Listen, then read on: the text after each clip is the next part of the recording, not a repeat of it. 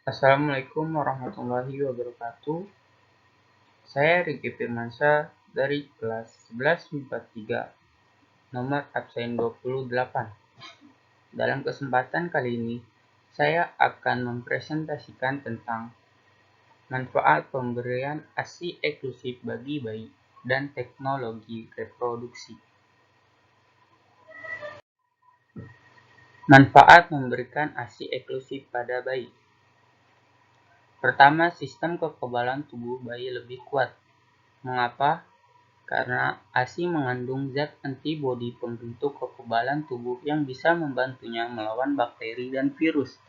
Jadi, bayi yang diberi ASI berisiko lebih kecil untuk terserang penyakit seperti diare, asma, alergi, infeksi telinga, infeksi saluran pernapasan, konstipasi, sindrom kematian bayi mendadak, dan meningitis. Kedua, membuat si kecil cerdas. Menurut para ahli, asam lemak yang terdapat pada air susu ibu memiliki peranan penting bagi kecerdasan otak bayi. Selain itu, hubungan emosional antara ibu dan si kecil yang terjalin selama proses menyusui akan turut memberi kontribusi positif. Ketiga, mendapat limpahan kolesterol. Pada orang dewasa, kolesterol merupakan asupan yang tidak baik. Namun, itu tidak berlaku pada bayi. Kolesterol sangat dibutuhkan bayi guna menunjang tumbuh kembangnya, dan zat ini banyak ditemukan pada ASI. Keempat, mengurangi resiko terjadinya sindrom kematian bayi mendadak atau SIDS. ASI eksklusif mampu mengurangi resiko terjadinya sindrom kematian bayi mendadak saat si kecil tidur. Penelitian menunjukkan bahwa efek ASI dalam mengurangi resiko terjadinya SIDS baru akan terlihat jika ASI diberikan secara eksklusif minimal 2 bulan. Kelima, berat badan ideal. Para ahli mengemukakan bahwa ASI lebih sedikit merangsang produksi insulin ketimbang susu formula. Hormon insulin sendiri dapat memicu pembentukan lemak, maka ASI tidak banyak memicu pembentukan lemak pada bayi. Selain itu, bayi yang diberi ASI juga memiliki kadar leptin lebih tinggi. Leptin adalah hormon yang memiliki peranan dalam menimbulkan rasa kenyang dan dalam metabolisme lemak.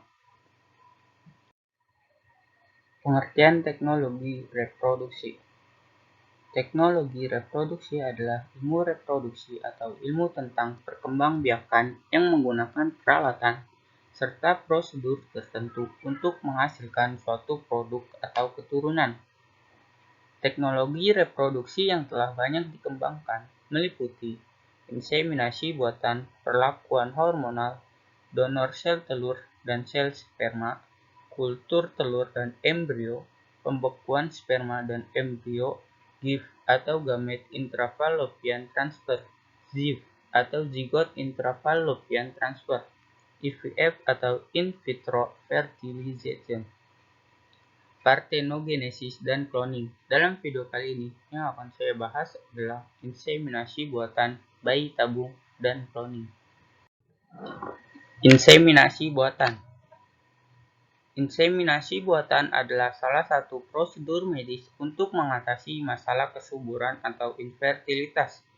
Inseminasi buatan bertujuan untuk meningkatkan jumlah sperma yang dapat mencapai saluran indung telur atau tuba fallopi, sehingga terjadi pembuahan dan kehamilan. Inseminasi buatan dilakukan dengan cara menempatkan sperma langsung ke dalam rahim pada saat pelepasan sel telur atau ovulasi menggunakan kateter kecil. Umumnya, inseminasi buatan tidak memakan waktu lama. Ini adalah gambar contoh dari inseminasi buatan pada sapi. Bayi tabung. Bayi tabung adalah suatu proses pembuahan sel telur oleh sel sperma di luar tubuh perempuan, tepatnya di dalam sebuah tabung pembuahan.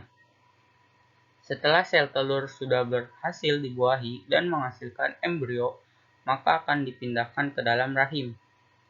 Secara medis, proses bayi tabung disebut dengan in vitro fertilization atau IVF. Ini adalah prosedur bayi tabung.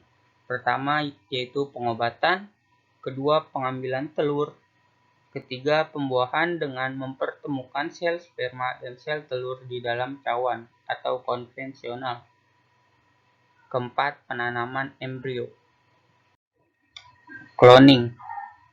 Cloning dalam biologi adalah proses menghasilkan individu-individu dari jenis yang sama atau populasi yang identik secara genetik. Pengklonan merupakan proses reproduksi aseksual yang biasa terjadi di alam dan dialami oleh banyak bakteri, serangga, atau tumbuhan. Dalam bioteknologi, pengklonan merujuk pada berbagai usaha-usaha yang dilakukan manusia untuk menghasilkan salinan berkas DNA atau gen, sel, atau organisme. Arti lain dari pengklonan digunakan pula di luar ilmu hayati. Ini adalah contoh dari cloning domba Dolly. Oke teman-teman, sekian presentasi dari saya. Kurang lebihnya mohon maaf. Wabillahi taufiq wal hidayah. Wassalamualaikum warahmatullahi wabarakatuh.